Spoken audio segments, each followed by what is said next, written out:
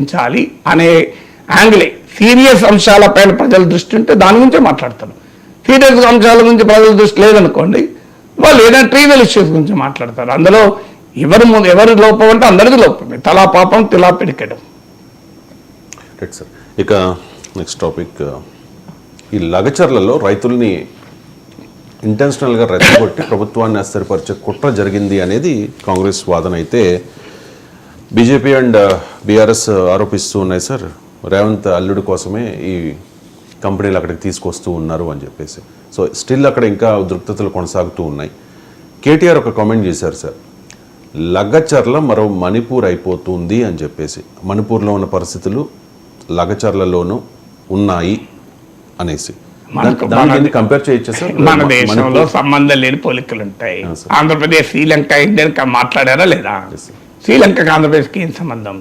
శ్రీలంక దేశం అని కూడా కాదు, దేశమైనా మన ఆంధ్రప్రదేశ్ అంతే చాలా పెద్ద దేశం కాదు.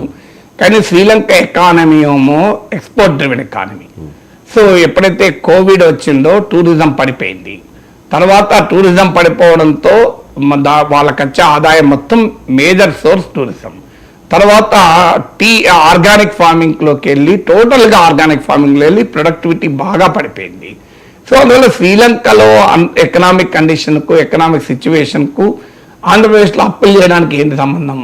కానీ ఆంధ్రప్రదేశ్లో శ్రీలంక బాగా మారిపోతుంది అని కామెంట్లు చేశారు.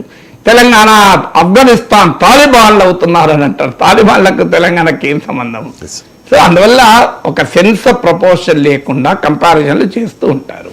అలాంటి కంపారిజన్లో ఇదొకటి. లగచర్లకు మణిపూర్కి ఏం సంబంధం?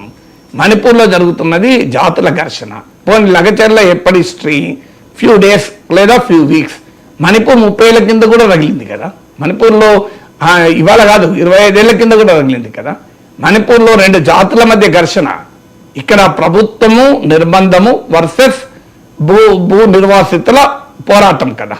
ఇప్పుడు చెప్పేది ఏంటి? భూమి ఇవ్వమని రైతులు తిరగబడితే ప్రభుత్వం నిర్బంధం విధించింది అని. ప్రభుత్వం చెప్పేది ఏంటి? ఇది రైతులు కారు, వీళ్ళు అందులో పట్టుకున్న అల్లర్లు చేసిన వాళ్ళు 16 మందికి అక్కడ భూమి కూడా లేదు. వాళ్ళు అసలు రైతులే కారు, బయట నుంచి వచ్చారు. కలెక్టర్ను కొడతారా నిజంగా రైతే అయితే? సో ప్రభుత్వ అధికారులను ఉరికిస్తారా అనేది ప్రభుత్వం చెప్పేది. అది controversy. Government versus opposition, government versus భూ నిర్వాసితులు. మణిపూర్లో భూమి ఎక్కడిది? ఇలా ఫార్మా కంపెనీలు ఎక్కడి? మణిపూర్లో అసలు ప్రభుత్వం సమస్య కాదు, 2 జాతుల మధ్య ఘర్షణ. కుకీలు మేటీల మధ్య జరిగే ఘర్షణ. అందులో నాగాలు, రకరకాల జాతుల వారు. Manipur border state, Telangana border state కాదు. సో సంబంధమే లేని పోలిక కదా. సో మణిపూర్లో ప్రభుత్వం మేటీలకు అనుకూలంగా ఉంది అనేది కుకీల విమర్శ కావచ్చు. ఇక్కడ ఆ కాంటెక్స్టే లేదు. సో మణిపూర్ లాగా అల్లకల్లోలమై కల్లోలిత ప్రాంతం. ఇప్పుడు మణిపూర్లో ఈ 70 కంపెనీల బలగాలు ఉన్నాయి. లగచర్లలో అన్ని బలగాలు ఉన్నాయి. ఆర్మీ దించిండ్రా? మీకు arm forces special powers act ఉంది మణిపూర్లో. లగచర్లలో arm forces special powers act అమలవుతుందా? లగచర్లలో మిలిటరీ దించారా? లగచర్లలో పోలీసుల నిర్బంధం ఉంది, నిర్వాసితులతో సరిగా వ్యవహరించలేదు. ఇవన్నీ విమర్శలు వేరే. మణిపూర్తో పోలిక అనే దాంట్లో అర్థం లేదు కదా. లగచర్ల ఇష్యూ సెపరేట్గా మాట్లాడాలి తప్ప మణిపూర్తో పోల్చితే దాని సీరియస్నెస్ పోతుంది. అది లగచర్ల సీరియస్నెస్ కూడా పోతుంది. మీరు లగచర్లను లగచర్లుగా చెప్పినప్పుడే జనం దానికి రియాక్ట్ అవుతారు. మీరు దాన్ని మణిపూర్తోనో ఉక్రెయిన్తోనో గాజాతోనో పోలిస్తే ఏమవుతుందంటే లగచర్ల పట్ల సీరియస్నెస్ పోయే ప్రమాదం ఉంటుంది. సో ఇది ఉపరాజకీయంగా మాట్లాడుకుంటారంటారు. మణిపూర్ సిచ్యువేషన్కు లగచర్ల కంపేర్ చేస్తే అది ఏమైనా కాస్తంత పోలికైనా ఉంటుంది ఎక్కడన్నా. సో ఇలా విచిత్రమైన పోలికలు రాజకీయ డిస్కోర్స్లో నిరంతరం జరుగుతూనే ఉంటాయి. నేను ఇది ప్రతిసారి చెప్తున్నాను. శ్రీలంక ఆంధ్రప్రదేశ్ పోలిక ఏంటి?